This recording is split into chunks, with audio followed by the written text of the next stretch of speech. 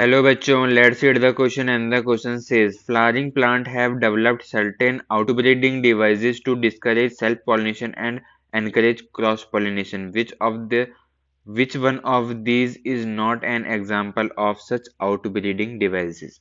तो क्या होता है कि प्लांट के अंदर अगर कंटिन्यूस सेल्फ पॉलिनेशन होता है ना, सेल्फ पॉलिनेशन, तो उससे आ जाता है इनब्रीडिंग डिप्रेशन। इनब्रीडिंग डिप्रेशन तो प्लांट क्या करते हैं कि वो ज़्यादा से ज़्यादा क्रॉस पॉलिनेशन को प्रमोट करते हैं, क्रॉस पॉलिनेशन करवाते हैं, ताकि उनके अंदर वेरिएशन भी आते रहें और इनब्रीडिंग डिप्रेशन ना हो। तो ऐसे जो टेक्निक जो यूज़ की जाती है टू अवॉइड सेल्फ पॉलिनेशन, उनको हम कहते हैं आउटब्रीडिंग डिवाइसेस। तो पहला हमें दिया है कि यहाँ पे डाइक्लिनी हो सकती है। डाइक्लिनी का सिंपली मीनिंग है प्रोडक्शन ऑफ यूनिसेक्सुअल फ्लावर्स, मतलब प्लांट के अंदर सिर्फ एक ही सेक्सुअल फ्लावर होगा, लाइक या तो फीमेल होगा या फिर मेल होगा, दोनों साथ में प्रेजेंट नहीं होंगे, एक प्लांट के अंदर एक ही होगा। इससे डेफिनेटली क्रॉस पॉलिनेशन जो है प्रमोट होता है। तो ये तो हमारा मेथड है आउटब्रीडिंग डिवाइस का। बी की बात करते हैं, डाइकोगेमी। तो अब मान लेते हैं कि प्लांट के अंदर मेल एंड फीमेल फ्लावर जो है साथ में प्रेजेंट है।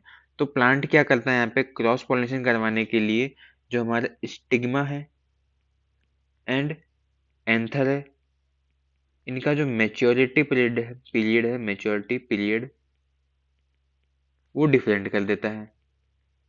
लाइक स्टिग्मा विंटर में मैच्योर हो रहा है तो एंथर हो रहा होगा समर के अंदर। तो ये डिफरेंस की वजह से कभी सेल्फ पॉलिनेशन हो ही नहीं पाता इसके अंदर, और क्रॉस पॉलिनेशन यहाँ पे प्रमोट होता है। तो इसकी वजह से हम कह सकते हैं कि ये भी एक आउटब्रीडिंग डिवाइस है। सी की बात करते हैं, हर्कोगेमी।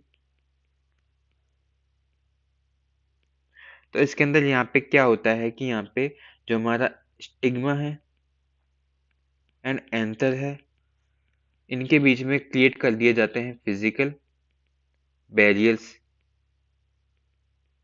यहाँ पे स्टिग्मा और एंथर के बीच में लाइक हाइट का डिफरेंस कर दिया जाता है, या फिर दोनों को कुछ भी फिजिकल बैरियर करके इनका जो है सेल्फ पॉलिनेशन होने से ये प्लांट रोकते हैं और क्रॉस पॉलिनेशन को प्रमोट करते हैं। तो ये भी हो जाता है हमारा एक आउटब्रीडिंग डिवाइस।